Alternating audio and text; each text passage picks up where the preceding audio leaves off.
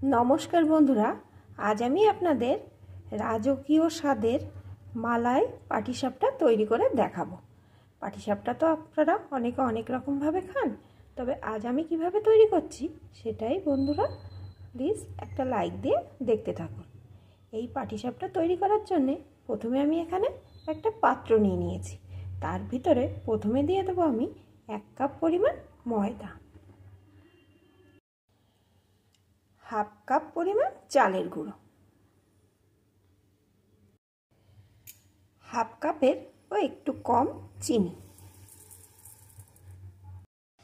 সামান্য একটু লবণ। এখন এই শুকনো উপকরণগুলোকে আগে প্রথমে ভালো করে মিশিয়ে নেব।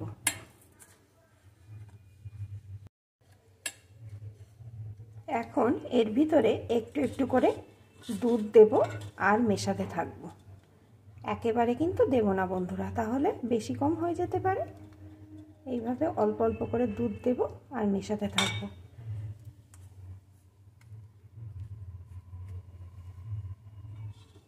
দুধটা কিন্তু আমি একটু উষ্ণ গরম করে নিয়েছি। আর বন্ধুরা, আমি এখানে দুধ দিয়ে ব্যাটারটা তৈরি করছি। আপনারা যদি চান তবে জল দিয়েও তৈরি করতে পারেন, তবে যেহেতু রাজকীয় স্বাদের পাটিসাপটা, সেহেতু একটু রাজকীয়ভাবেই তৈরি করতে হবে, স্বাদটাও যেন সুন্দর আসে। একটু একটু করে দুধ মিশিয়ে আমার কিন্তু ব্যাটারটা তৈরি করা হয়ে গেছে। দেখুন বন্ধুরা, ব্যাটারের ঘনত্বটা কিন্তু এরকম এসছে। আর এখানে কিন্তু আমার 1 কাপের একটু বেশি পরিমাণ দুধ লেগেছে। এখন এই ব্যাটারটা একটু রেস্টে রেখে দেব। এদিকে পাটিসাপটার পুরটি বানানোর জন্য আমি কড়াইতে 500 গ্রাম পরিমাণ দুধ বসিয়ে দিয়েছি। প্রথমে দুধটাকে এইভাবে নাড়িয়ে নাড়িয়ে একদম ঘন করে নেব। দুধটা এইভাবে নাড়িয়ে নাড়িয়ে আমি বেশ কিছুক্ষণ জাল করে নিয়েছি। এখন কিন্তু দুধটা আমার অনেকটা ঘন হয়ে গেছে। এখন এর ভিতরে দিয়ে দেবো আমি একটু সন্দেশ,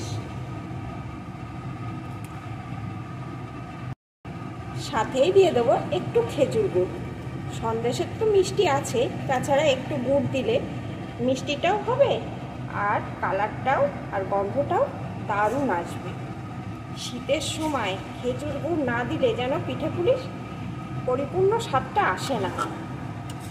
এখন এইভাবে নাড়িয়ে নাড়িয়ে পুরটা আমি রেডি করে নেব। আর এটা কিন্তু মিডিয়াম টু লো আছে তৈরি করছি। বেশ কিছুক্ষণ এইভাবে আমি নাড়িয়ে নাড়িয়ে জাল করে নিয়েছি। এখন কিন্তু পুরটা আমার রেডি হয়ে গেছে। এখন নামিয়ে আমি একটু ঠান্ডা করে নেব। এখন পিঠেগুলো তৈরি করার জন্যে আমি গ্যাস ওভেনে একটা তাওয়া বসিয়ে তাতে অল্প একটু সাদা তেল দিয়ে দিয়েছি। এখন তেলটাকে চারিদিকে এইভাবে ছড়িয়ে দিচ্ছি। তেলটা কিন্তু এখন ভালো রকম গরম হয়ে গেছে। যে ব্যাটারটি তৈরি করে রেখেছিলাম সেই ব্যাটারটি থেকে একটু করে নিয়ে এর ভিতরে দিয়ে দেব। আর এই হাতার পেছন দিয়ে এইভাবে চারিদিকে ঘুরিয়ে ঘুরিয়ে দিয়ে দেব। ঘুরিয়ে ঘুরিয়ে দিয়ে দিয়েছি। এখন একদম অল্প আছে এইভাবে 2 মিনিট রেখে দেব। অল্প আছে 2 মিনিট রাখার পর দেখুন বন্ধুরা, উপরটা কেমন শুকিয়ে গেছে। এখন যে পুরটা করে রেখেছিলাম সেই পুরের থেকে একটু করে চামচে নিয়ে এই মাঝ বরাবর দিয়ে দেব। এখন খুন্তির সাহায্যে একটা সাইড দিয়ে এইভাবে আস্তে আস্তে করে তুলে দেব।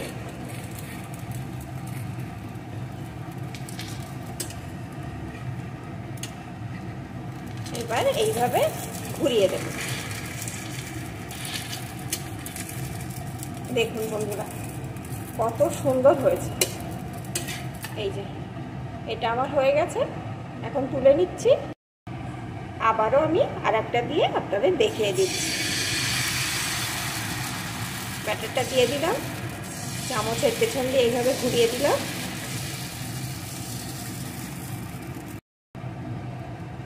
এখন 2 মিনিট এইভাবে রেখে দেব। 2 মিনিট রাখার পর উপরটা শুকিয়ে যাওয়ার পর মাঝ বরাবর পুরটি দিয়ে দেব।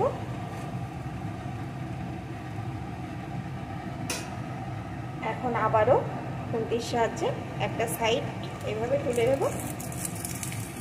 আর কিন্তু আমার তেল দেওয়ার প্রয়োজন হচ্ছে না, প্রথমে যে তেলটা দিয়েছিলাম তাতেই কিন্তু হয়ে যাচ্ছে।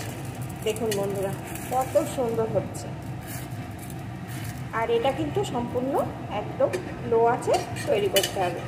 এই যে দেখুন কত সুন্দর হয়েছে।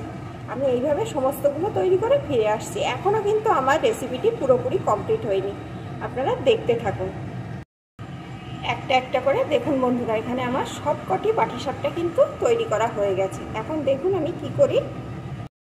এখানে আমি যে কড়াইটায় পাটিসাপটার পুর তৈরি করে রেখেছিলাম সেই কড়াইটার ভিতরেই 1 লিটার পরিমাণ দুধ দিয়ে দিলাম, কারণ যে কড়াইয়ে একটু একটু পুর লেগে আছে তাহলে সেই পুরটাই দুধের সাথে মিশে যাবে। এখন এইভাবে নাড়িয়ে নাড়িয়ে দুধটাকে কিন্তু আমি একদম ঘন করে নেব। তাহলে বন্ধুরা দুধটা আমি জাল করে ঘন করে ফিরে আসছি। সবটা দেখাতে হলে ভিডিওটা কিন্তু অনেকটা বড় হয়ে যাবে। দুধটা কিন্তু এইভাবে নাড়িয়ে নাড়িয়ে সমানে জাল করে নিতে হবে। আর দেখুন বন্ধুরা আমার কিন্তু অলরেডি জাল করতে করতে একদম ঘন হয়ে গেছে। যেহেতু মালাই পাটিসাপটা সেহেতু আগের দুধটা কিন্তু জাল করে একদম মালাই করে নিতে হবে। দুধটা জাল করতে করতে কিন্তু একদম মালাই হয়ে গেছে। এখন এর ভিতরে দিয়ে দেবো 2টো এলাচ মুখ ফাটিয়ে দিয়ে দিলাম। দিয়ে দেবো একটু খেজুর গুড়, এতে কালারটা সুন্দর হবে আর টেস্ট তো কেমন হবে জানেনই। খেজুর গুড় দিয়ে পিঠে পায়েস তো অসাধারণ স্বাদের হয়।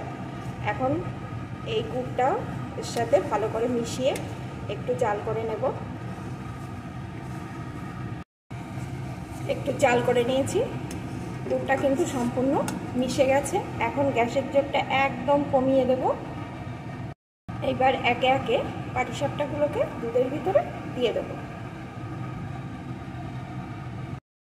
এইভাবে একটা একটা করে দিয়ে দেব। সবকটিকে দিয়ে দিয়েছি। এবার একটু এইভাবে নাড়িয়ে 1 মিনিট মতন ফুটিয়ে নেব।